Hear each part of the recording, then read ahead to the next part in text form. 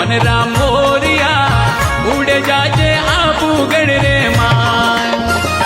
मन राम मोरिया आबूगढ़ में अरबू दारो धाम। मन राम मोरिया आबूगढ़ में अरबू दारो धाम। मन राम मोरिया ले जरे अरबू दा मारो नाम। मन राम मोरिया ले जरे अरबू दा मारो नाम।